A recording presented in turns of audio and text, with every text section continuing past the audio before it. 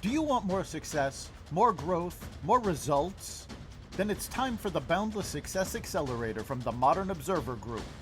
This isn't your average coaching program. It's where top performers come to dominate. Weekly group sessions, on-demand coaching, a community that's got your back, and a power-packed library of tools to supercharge your business and career. No more excuses, no more waiting. Get in, level up, and start building the life you've been dreaming about. Visit us at modernobserver.com/boundless success to join today. Let's get you to the next level.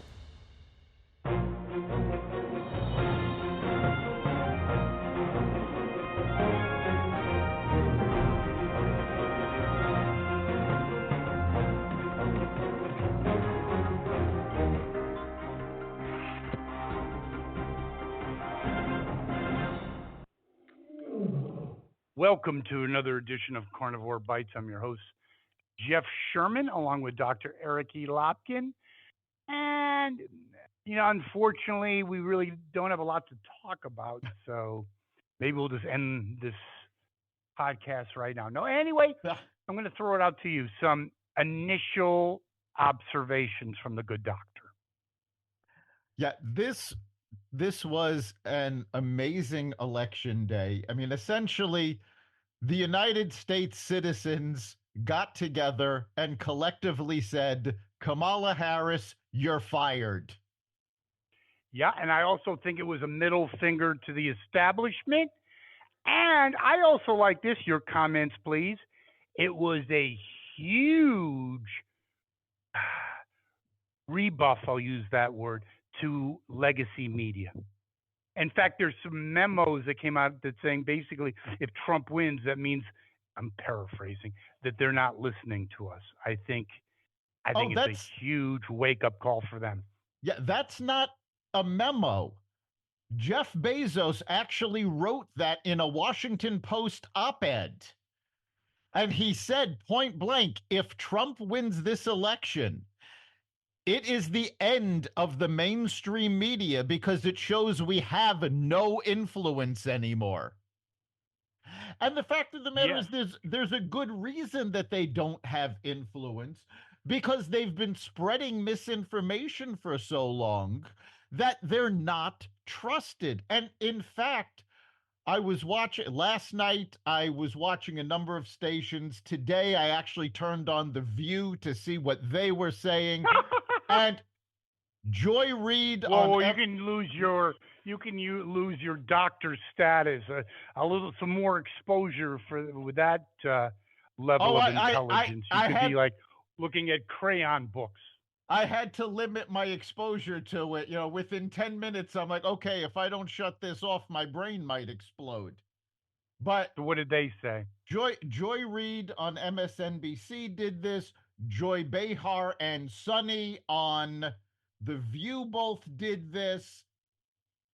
They all basically came out and claimed they were going to be taking the high road and accepting that, yes, unlike Trump supporters, they accept that their candidate lost.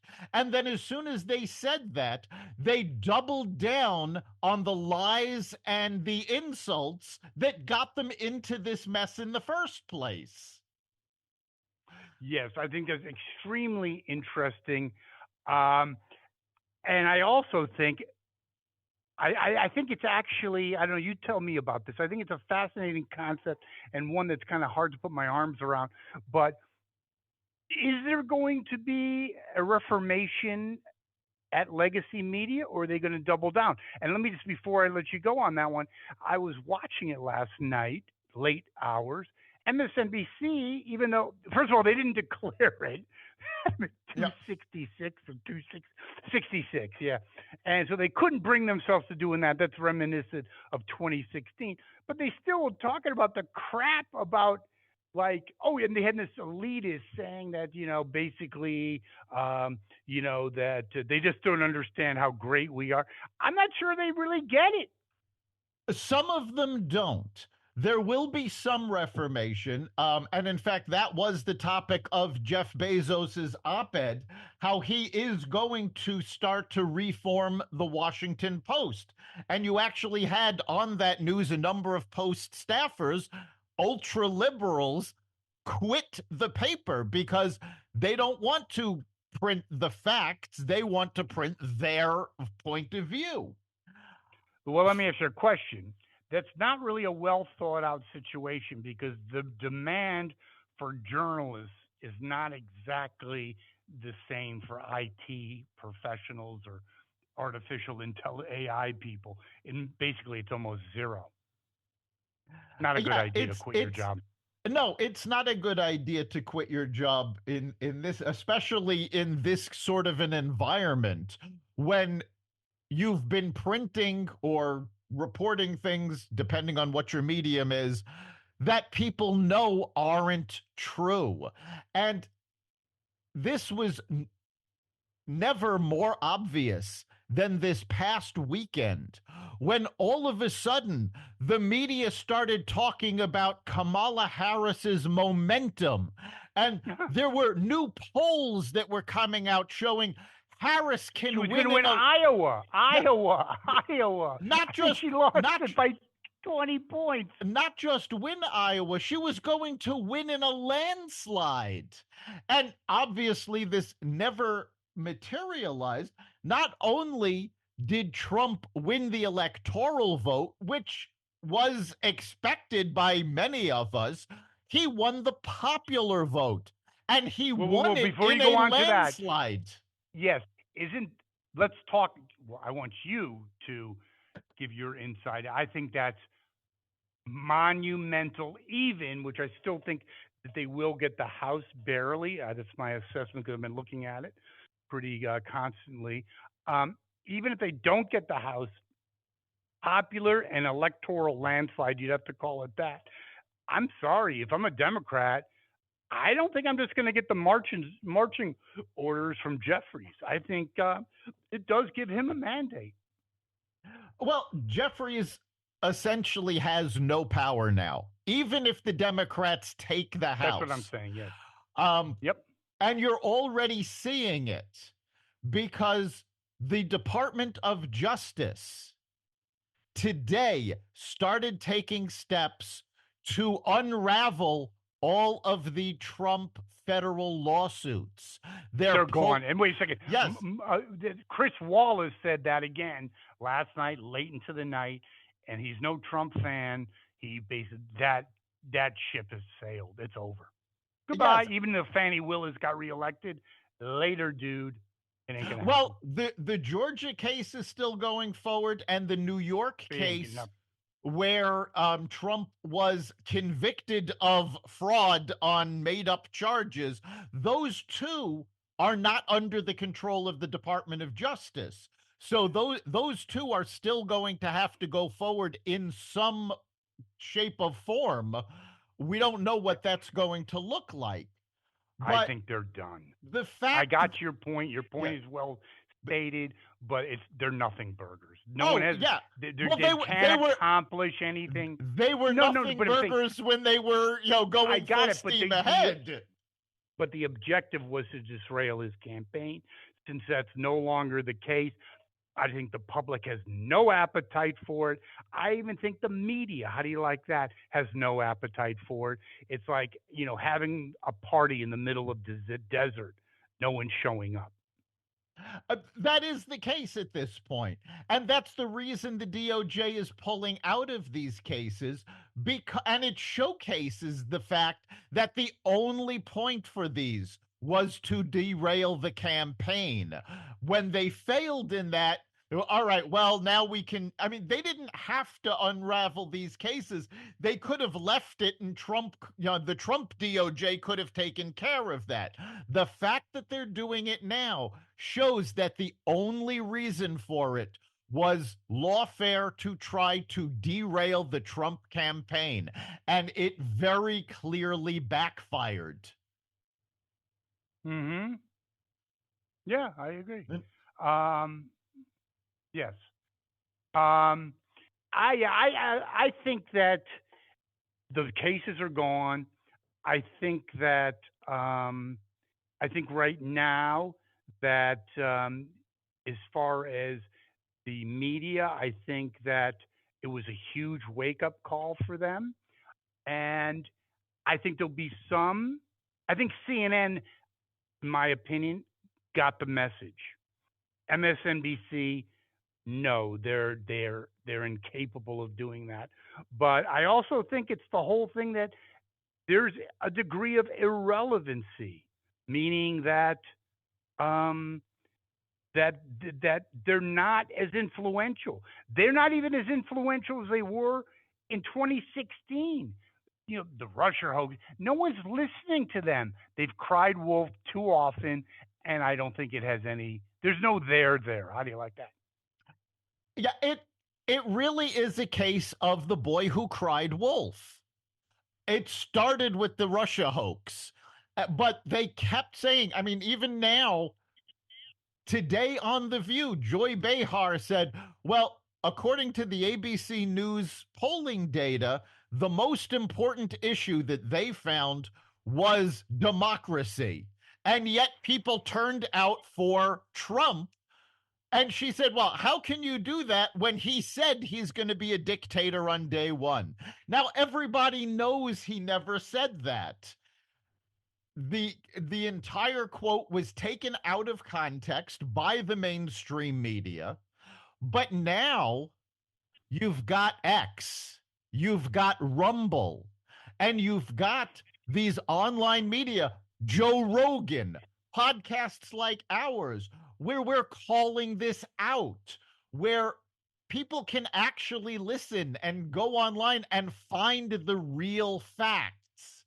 And that Well, that let me interject something. That's something really important because I did hear that on a let's say an editorial conversation that yeah, 2016 social media was there. I got it, but it wasn't as pervasive it is now. Now, before it even hits the news, so to speak, while things are people can fact check before it even goes out, and even and after, obviously. So I don't think there's any yeah, I don't think they have the power, and I think they're frustrated by it. they're very frustrated by it. In fact, there was a lot of talk about the idea that if Trump did not win, they were going to turn the DOJ loose on Elon Musk because he dared to stand up to them. And it's not that social media wasn't as pervasive in 2016. It's the fact that Jack Dorsey, who was running Twitter at the time, Mark Zuckerberg, who Tommy. runs Facebook, they were all in the pocket of the Democratic Party. And they're still trying this. I found out last weekend that apparently I am considered a threat to the Democratic Party because my YouTube channel was canceled. My personal Instagram account is still being censored. Now YouTube, I've gone up against them before when they tried to take down episodes of this podcast. I've won every time. I did it again and they restored my channel. Instagram still has not allowed me to post anything. And Did they give you a reason? they said I violated their terms of service. Now, clearly I did not violate the terms of service because I have multiple Instagram accounts. I have my personal account, I have one Mm-hmm. for my business for the Modern Observer Group, I have one for the Xvadio Podcast Network, and I have one for a division of my company called Empower Business Connection. The posts on most of these accounts are identical. They were not pulled off of my business account. They were not pulled off of the Xvadio account. They were not pulled off of the Empower account. The same posts are live on Facebook. They're live on Threads, both of which are owned by Meta, as is Instagram. So clearly, there is just a handful of people at these companies who have decided, oh, this is somebody I feel threatened by. I'm going to stop their account. That's to me is shocking. I mean, and a lot of it is threatening your livelihood to some degree. Yeah, well, I think that's the reason they went after my personal accounts and not There my you go. business accounts. If they had gone after my business accounts, then yes, that's restraint of trade, and I would actually have a lawsuit against them. By going Hmm. after the personal account, they don't have that. I don't have that. But social media in 2016 and especially in 2020 was completely controlled by the Democratic Party. Remember, it was Facebook that took down the New York Post article about the Hunter Biden laptop. That was how they got the word out that, oh, this was Russian disinformation, when it turned out, no, it was completely true. So going forward, what I should say, what happens to the media? I mean, 2 days. The nightly news. What do you think they're going to be saying right now? The media has to reform. They don't have another option because if they choose to maintain the status quo, their ratings are going to tank completely. We know this because we saw it happen during the first Trump administration. When everything they were doing was spreading lies about Trump, people started turning them off. They can't afford that at this point. And you're Well, if you looking, look at CNN's ratings, they're, I mean, we've talked about it before, not going to no, get into it again, but totally real bad, like well, shockingly bad. CNN has actually started to reform. So I think they're going to continue on that.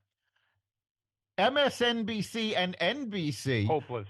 they no, they have to start to reform because Comcast, that owns those networks, is talking about spinning them off so that they don't affect the earnings of the rest of the company. So they're either going to have to reform to convince Comcast to keep them as part of the family, or they're going to have to reform to be able to survive on their own. Either way, the way they're doing business now is unsustainable. I would agree with that, but it's something you can't, even the great doctor cannot answer. But is the damage, like you have an affair, you might be able to work that out. You have three, four, five affairs. I mean, it gets to a point. It's you've crossed the Rubicon. Have they crossed the Rubicon? I believe MSNBC, I believe ABC News are close to being there, especially ABC. In retrospect, they gave her the answers or the questions. Yes. I mean, I've seen her with Anderson Cooper. She didn't know what like a dog was. And then, oh, she's talking about astrophysics on ABC, the debate. Nah, that was not cool. No, that was completely screwed up. It was. And in fact, there was commentary about that on Fox News last night where they said the best thing that could have happened to the Trump campaign was Oprah and The View having these events with Kamala, throwing these softball questions at her and showing that she couldn't even handle that. 100%. 100%. Yes, if she went on hardcore like Brett Baer, right? I think that hurt her, but it didn't devastate her. You're 100% correct. What devastated her is going on what is girls on who's your daddy, whatever. But Stupid questions. She couldn't do that. I mean, just the View saying, you're going to get asked that. I would change nothing. Like that's jaw dropping. Jaw dropping. it really is. And the media is going to have their come to Jesus moment, as is the Democratic Party at this point. That was my Because next question. Hold on just for 1 second. We talked about this before. But is the Democratic Party, we talked about this, going to have a reformation? What are they going to do? I have my own thoughts, but I'd like to hear, and I'm sure our listeners, what are yours, Dr. Lopkin? What do you think? They got to do something because they got their head handed to them. Let's before we even get into it, do you agree that they got their ass kicked? Oh, yes, They they didn't lose; they did. got their ass kicked. Ass No, kicked. this was, and this is according to liberal pundits, the biggest loss that the Democratic Party has suffered since Reagan. 84. That's what 40 years ago. Yeah, yes. So, yes, they do have to absolutely turn the page and say what we're doing is not working. They Okay, lost wait a second. Before ground. you do that, what happens to the the influencers? AOC, Bernie, what's left of the squad, the other shitheads. You know what? I'm not going to name them all. Raskin, all those kids. Up or down? They're going to have to be slapped down. The same way the Republican Party slapped down Matt Gaetz and Marjorie Taylor Greene, the Democrats are now going to have to do that to the extremists in their party. And that was one of the things that actually helped the Trump campaign, was the fact that the Republican Party did pull their extremists aside and said, sit down and shut up. Okay, with the whole party situation, you now have a sea change. And before I get into that, because there's kind of a lot on my mind, so to speak, do you agree this Trump, before we get into all that, we have to acknowledge this. Without any question, you can talk about Richard Nixon, 1960 and then 1968. This is the biggest political comeback, pales in Nixon pales in comparison, the biggest political comeback in American history, correct? Maybe world history, modern world history, that is. Yeah, it is the biggest political comeback, certainly in our lifetimes, and probably going back, much further. They used to call Bill Clinton the comeback kid. I think Trump just stole the title.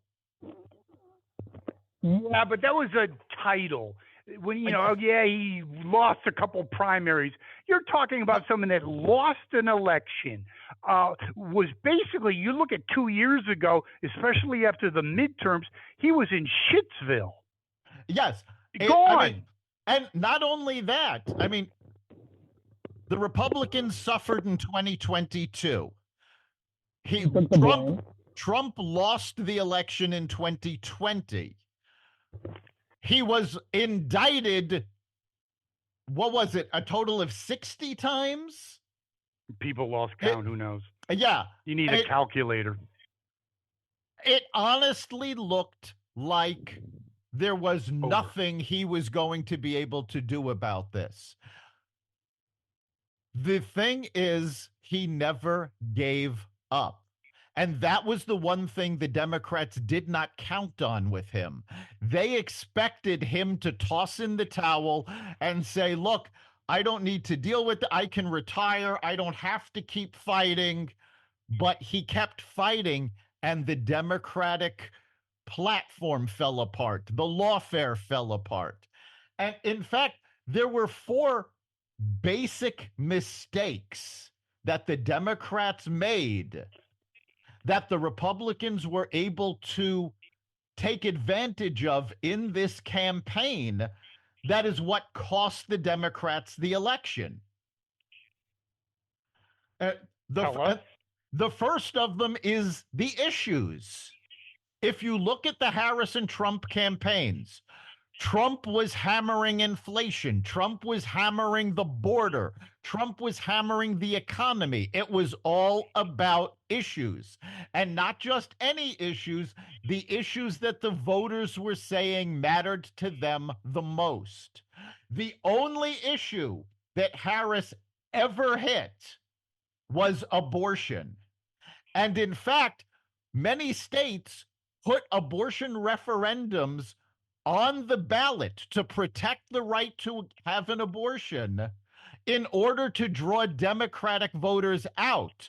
And what happened was those referendums, for the most part, passed, but those voters did not vote for Harris because she was such a flawed candidate. So that's the first one, was the focus on actual issues that people cared about. The second Wait, was may I interject one thing before you go go on? ahead. I think it also has to do with elitism. It used to be the Republicans being the elite, and now it's obviously the Democrats because I think they're so out of touch. They want to win, so if they to them, it's more about democracy. It's more about these other things that they don't have to deal with crime. They have live in gated communities. Inflation. They got more money than God. So I think they essentially lost touch. They did lose touch. And in fact, Joy Reid was talking about that last night on MSNBC, but from the other point of view. She was saying that, yes, she understands that the voters were more concerned about the economy and more concerned about immigration because that was affecting their day to day. They weren't so concerned about democracy, but somebody has to be because Trump is such a threat. Well, the fact of the matter is, the Democratic Party lost all credibility on being the party that was protecting democracy when they staged a coup to remove their candidate and installed Harris with no voter input. In fact, it was reflected in polling that it was essentially a wash between who's better. Actually, I think towards the end, Trump came on top of that issue. He So did. goodbye with that one. Yeah. Okay. What's the other ones? So the other one is the Republicans finally took election integrity seriously. Yes. The RNC put together an election integrity task force. This was a team of lawyers who were ready to be deployed yesterday if anything looked to be out of whack at the polling places. And that election integrity unit was deployed to Pennsylvania yesterday morning because Republican poll watchers were being blocked from entering the polling places. Now, for those of our listeners not familiar with how poll watchers work, both parties are entitled to have poll watchers at every poll in America. This is so they can make sure that the other party is not pulling any shenanigans. Well, the Democrats blocked the poll watchers. They did the same thing in 2020 when they sent the poll watchers home saying they were going to stop counting ballots for the night and then continued the count without the oversight. So this year, the RNC had a task force ready to deal with this, and rank and file Republicans and independents who did not trust the Democratic Party were out in force with their cell phone cameras filming anything that the Democrats were doing and immediately posting it on social media. So that taking election integrity seriously was a major blow because the Democrats could not pull any shenanigans. And for all of those who were saying, well, there was no evidence in 2020 that there were shenanigans and that the Democrats pulled anything, answer the question: where did all of the Democrats go that voted for Biden in these Democratic strongholds that suddenly vanished this year and weren't there for Harris? I wonder, maybe they remain dead. Yeah. There And you go. as I said a few weeks ago, the Florida Democratic State Committee tried to keep my mother-in-law, who's passed away 2 years ago, on the rolls. The only reason for this is fraud. So the election integrity was big. The other thing was the third factor was the Republican rank and file embraced early voting this year. Yes. And they Yes. dominated early voting. Dominated. in most in most districts, Republicans showed up 2-1 over Democrats in early voting. I So think that there's another factor called enthusiasm. yes, There is no one well, enthused about that's Kamala Harris. that was tied into this early voting is that yes, Harris had no enthusiasm backing her. eh, because she wasn't fighting for anybody but herself. You had Barack Obama out there saying you should be voting for her because she's a black woman. You had Bill Clinton this past weekend at a rally literally said, yes, I know that things were better under Trump, but you should vote for Harris anyway. Well, I mean, let me interject something on this. We always talk about winners and losers. I believe a seismic shift in loserism. I think you could. Well, he's almost over the hill anyway. Clinton, both Hillary and him, goodbye, and it's finally the end. At 60 years old, which is young in politics, Barack Hussein Obama is no longer, how do you like this? No longer relevant. I think that he came off as last year's news, the whole brother thing. That was insulting. Okay. So I think his ship has sailed. Good riddance. Martha's Vineyard and Hawaii. He'll enjoy a nice little vacation. He went from making 50 grand being a community organizer to a billionaire. So I don't shed any tears, but I think the whole Democratic Party has lost any kind of leadership. I think AOC completely will fall on deaf ears. I think people behind the scenes blame that kind of bullshit on why they lost. And I also think the big loser is most times,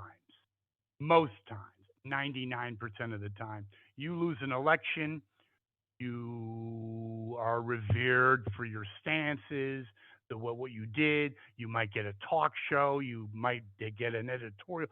Kamala Harris will get nothing. no, Just no, no. She's Harris is untalented, done. Harris, gone Harris politically and is anything else. finished. She is not.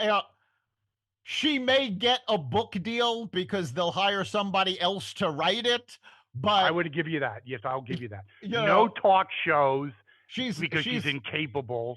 she's not going to have any talk shows. She's not going to be a talking head. She's not going to be doing the keynote circuit like the Clintons and Obama have been doing because she has shown she cannot deliver a speech. So, yes, Now, she is done. done. Now, let me ask you another question. Hillary, I believe, hit the bottle when binging, and I'm dead serious about that. She looked like friggin' death warmed over like 3 days later. She didn't even take a shower. I think that Kamala's gonna. I don't know if she's gonna booze it, but she's definitely going to be in severe depression because of what we just articulated. She's not the brightest bulb in the Christmas tree. She knows she got her ass kicked. And one thing about the Democrats, they love you when you serve them. As soon as you're no longer used to them, don't let the door hit you on the ass. So there's not going to be any cushioning, any of this, any of that. And she's going to look at essentially a few. I mean, she's got money and all that. She's not going to feel sorry for. I don't know. Maybe she might actually work at McDonald's for the first time. There you go. She might get that job at McDonald's that she talked about. No, Yes. you're absolutely right about the Democrats, not letting the door hit you on the way out. Look at the way they treated Biden when they realized he was not capable of beating Trump after the debate. So that is the perfect example. Yeah, they'll push her out the door, but it's also going to be a major, it has to be a major come to Jesus moment, because if you look at the details of the Harris campaign, they are exactly the same as the Clinton campaign, and both of them lost. Biden was able to win by hiding in the basement and using the unique circumstances of COVID to avoid facing Trump face to face, to avoid facing crowds. This was the Democratic playbook. And this is the second Whoa, no, president. let me interject. The Democratic playbook, knowing highly flawed candidates. If they had Bill Clinton, you couldn't get enough of it, right? I'm talking in the 90s. Yes. And that's a condemnation of the Democrats. They knew that Uncle Joe was blown out in 2020, and they knew that Kamala had the capabilities of possibly running maybe like a Walmart. I doubt that, actually. I don't No, think she could so handle a Walmart, but no, that so basically putting power ahead of the country. That's true with Jill. And the other thing I have to ask is, um, I think Biden's legacy.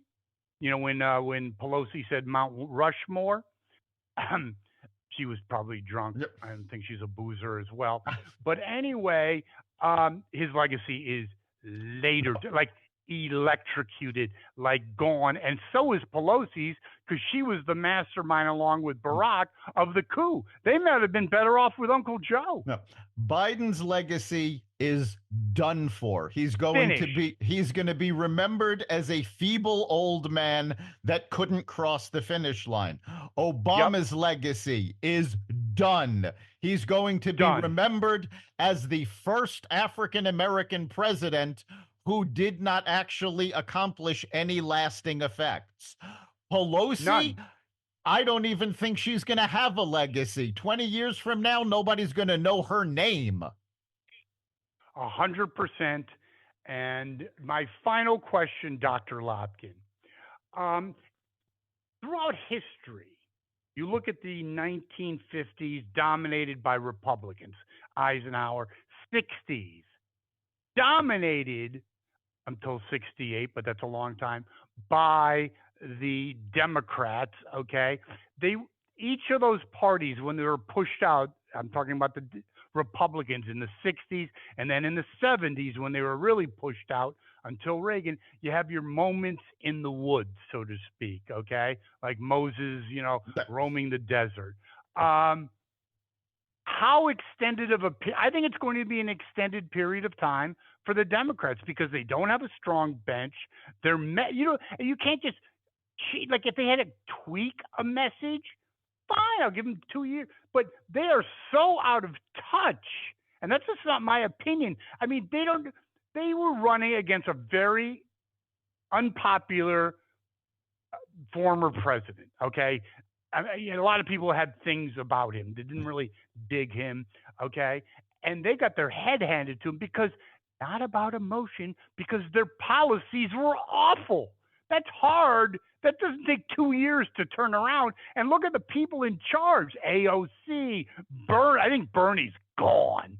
I really like your take on all that stuff. A lot there, but there's a lot there, but go for it. I think it's important. It is going to take them a long time to recover from this. Certainly, you're not going to see a strong Democratic Party in 2026. They may be able to retake either the House or the Senate, just because it almost always works that way. I agree. I do agree with you. Yeah. But in this case, I'm not so sure, because they're so out of whack. I'm not so sure either. But if we have 4 years where the economy suddenly becomes booming again, and take a look at just the past 12 hours, what the markets have been doing. Actually, the Dow was up almost 1,500 points because of the Trump election. Bitcoin hit records because of the Trump election. This is just 12 hours. If they can actually manage to engineer a turnaround in our economy so that people can afford to live, J.D. Vance is going to be able to walk into the presidency in 4 years. Without any question. And another big winner is the Jews and Israel. Yes. Huge winner. Do you know that I didn't last last podcast we didn't get to this, but basically in Israel it was like a 70% were pro Trump. Israel has always been pro Trump. There were signed billboards thanking him during his first presidency for moving the embassy. So they've always been pro Trump. It's just the ultra liberals in New York that didn't follow through on that. But the other thing that the Democratic Party is going to have to do, and this was the fourth major reason that they lost this election, and we actually talked about this in 2016, they are still trying to target people using demographics. They're looking at all black males are the same. All Hispanic females are the same.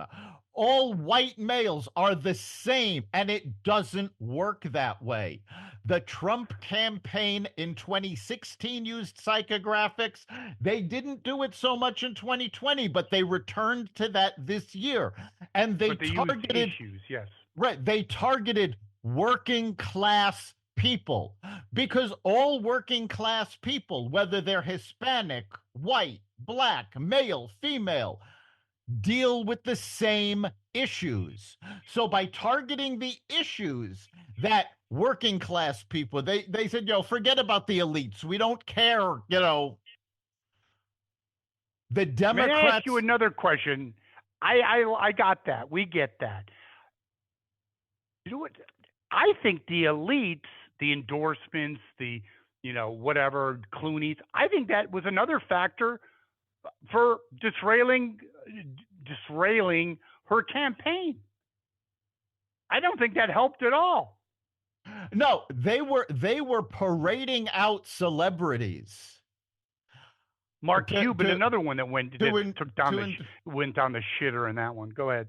yeah, they were pulling out celebrities, going right and left, trying to get them to endorse Harris.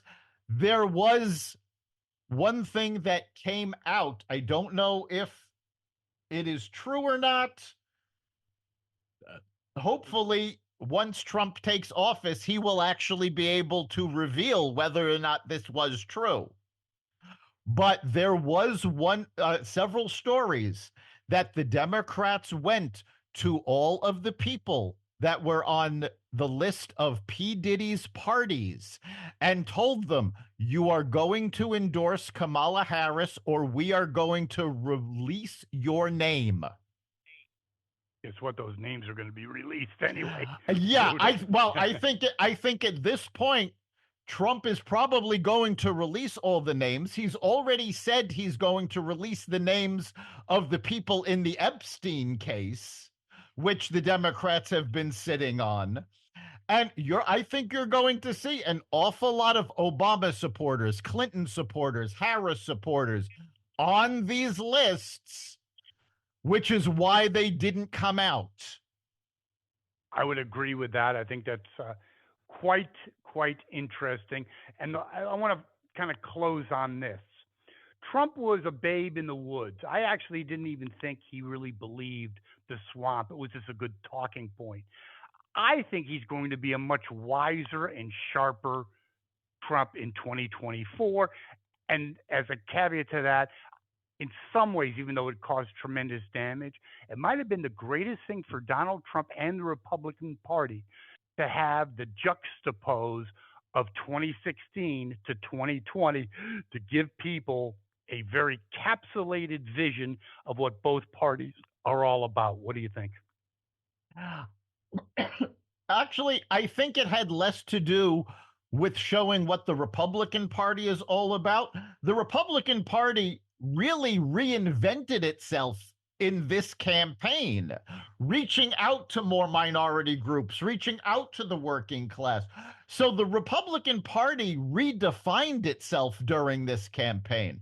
What I think it showcased was the depth of the swamp. And if you take a look now, Trump is now ready to deal with the swamp because after 8 years, he knows what it's going to take. He's got people putting together his transition team already. The head of the person recruiting for this transition team is the former head of Cantor Fitzgerald. For those of you not familiar with Cantor Fitzgerald was a financial firm that was headquartered in the World Trade Center and lost 90% of their employees on 9/11 when their headquarters was blown up. This man was a genius. One of the things that Cantor Fitzgerald did every year was to take a day, close the offices, and everybody in Cantor Fitzgerald was required to go volunteer at a nonprofit. This is one of the people that is now running the transition team. Somebody else that's on the leadership of this transition team is, well, Tulsi Gabbard is in there helping. Linda McMahon, that turned the WWE into what it is, a major business, and also ran the Small Business Administration under the first Trump administration.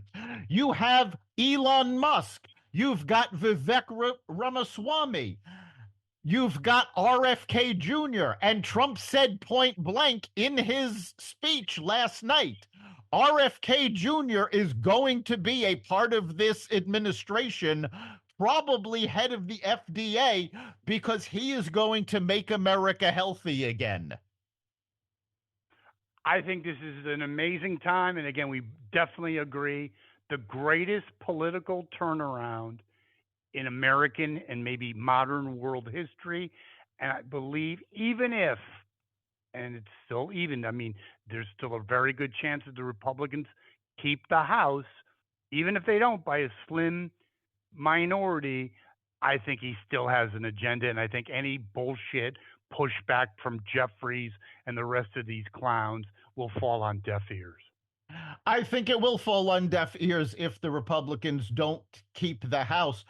But if you take a good look at all of the people that I just named who are either going to be in the administration or helping to put together who's in the administration, you'll notice that not one of these people is a career politician. That is going to be the key. Yes, that is going to be the key. That is going to be why this time he's actually got a shot at draining the swamp, because he's bringing in people that know what they're doing. Elon Musk, they've been talking about putting together an efficiency team to just strip government agencies of all of the fat. Well, one, you're going to get rid of a lot of career people that were pushing agendas rather than doing their jobs. And two, you're going to save the taxpayers a fortune if they manage to do this. Now, I'm not completely... I like your point, and I don't see how the Democrats can get in the way of that. I don't buy it. No, because they're going. What are they going to do? No, we need all these people because we want to keep a bloated government. We want to spend more of your tax money. Well, people are not. They just showed they're not going to put up with that. They did not elect Biden Harris to pass the infrastructure bill. They did not elect them to pass the American Rescue Plan and spend billions upon billions of dollars on nothing, causing runaway inflation and causing the greatest increase in the national debt in American history. And I like one of your points. Oh, I like many of your points, but they actually, when you really do the deep dive, the trillions were spent on absolutely nothing. Yeah, I mean, you saw Pete Buttigieg talk about, well, we're going to be putting out electric charging stations. Well, they ended up building 10 charging stations, trillions of dollars on 10 charging stations. Is that Meanwhile, another person? Is that another person whose career is over? yeah, Over. he's It's over. done. Yeah, he's Done. D-O-N-E. Thank you. you're never going to hear from him again. And quite frankly, most of the people who are serving in the Biden administration, they don't have careers anymore. And Zero. some of them will be able to sit back on their laurels and make speeches and make money that way. Some of them, like the current head of the FDA, who, this is the transgender individual Mm-hmm. that, Going to work out well. yeah, didn't work out well and was caught stealing somebody's luggage. Yeah, I love it. Yeah, these folks are gone. They're never going to work again. Well, Dr. Lopkin, great show, an amazing event. And I mean, we'll be obviously when we do the podcast next week, there'll be some layover on this as well, or dovetailing on this. Yep. But certainly, we were witness to one of the greatest political events in American history. Yeah, this was an amazing comeback. Even if you don't like Donald Trump as a person, you have to admire the skill of the comeback. And I honestly think, most people first learned about Donald Trump when he authored The Art of the Deal. I think his next book needs to be The Art of the Comeback. Yeah. Oh, before I let you go, talk about political blunders. The biggest political blunder in my lifetime, not my, yeah, I think my lifetime, was Tim Walz. I think she was gaining momentum. Usually, vice presidential debates don't really do much. I think that debate really did showcased her complete lack of judgment. I think he was more of a distraction. He brought her nothing. She would have won Minnesota anyway. Zippo, zero, Zippo. Yeah, I don't think Waltz added anything to the ticket. Distracted. There were a number of people that said she should have gone with Jacobs from Pennsylvania, but there are also a lot of stories that are out there that not only was Waltz not her first choice, Waltz was not in the top 5, and people kept turning her down. Waltz was the one that, she ended up with. And it just reminded me of, if you remember from the 1980s, the sitcom Night Court. Yes, I remember that. Yes, Harry Anderson plays a municipal court judge who seems to be completely out of water and, the most unlikely choice to be a judge. And at the end of the first episode, he explains how he got the job. And he said it was a holiday weekend. The mayor was leaving office. He had to name people. And he had this list of judges to name to the bench. And he started going down the list. But because it was a holiday weekend, these people weren't around and he couldn't get a hold of them. So he kept going down the list until finally he got to Judge Stone's name and he was home. So he got the job. I think that's how Waltz got the job. He was home. And I think that's another person. I know he's governor of Minnesota, but when that gig ends, that's another one that is in the trash heap of political aspirations. He will forever be Tampon Tim and a political caricature joke. Yeah, well, I mean, let's face it. Most vice presidential candidates, first of all, if their ticket doesn't win, they're never heard from again. Even most vice presidents, if they don't win the Oval Office when their president leaves, you never hear from them again. The only reason you still hear about Cheney was because of Liz Cheney. You never hear about Dan Quayle, and these are the successful ones. Go to somebody but this like guy, Waltz, no, this guy, I got that. that VPs don't really have that much of a political future, but this guy is that on steroids. Exactly. That's what I'm saying. A clown on The wheels. successful ones don't have much of a political career following that. Somebody like Waltz that didn't even make it to the office and was an embarrassment on the campaign, he's also done. And I think Check, that, please. but honestly, I think that is what's going to help the Democratic Party. I think this is going to force them to clean out the dead wood, dig deep into, because there is actually a Democratic bench in states. They're not in Congress, they're not in federal offices, they're in the states. And this is going to force them to go down and find these people and groom them as the next generation of Democrats. And I don't think they're going to be able to do it in 2 years. They might be able to make a dent in 4, but I honestly think this is going to be a long-term project for them, the same way it was rebuilding after Reagan, the same way the Republicans had to rebuild in the 60s. This is something that You are happens. 100% correct. This happens But over and over again, and every time there's somebody that says, "Oh, this is the end of the party," and it never is. Yes, but I 100% agree with you that it is not going to come from Congress or congressional constituents, because that they're the Tweedledee, Tweedledum. People like Shapiro, others who are relatively moderate, may possibly be the keys to their resurrection. You've got Shapiro. But anyway, actually, you do have somebody in federal office that can step up. John Fetterman. Possibly. I not as warm up, but we'll see.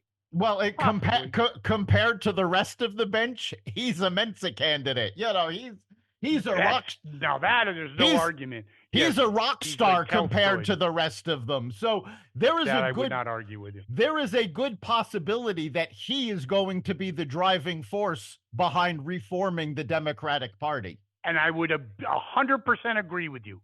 100%. And you know something, I was being a little facetious. In retrospect, he's not a dumb person after his stroke recovery. And I think he's got the populist message that propelled Trump and the Republicans. He's pretty much in Congress. He's their answer.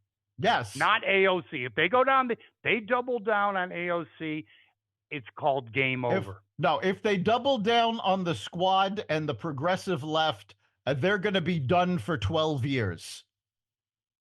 Very good. Well, great podcast, great material, and our listeners can certainly comment and give their feedback on to what they want to hear, what they liked, what they didn't, and their feedback also on the election, this monumental event. Yes, let's hear what you have to say. You can message us at xvadio.com/connect. You can also message us at the Carnivore Radio Facebook page.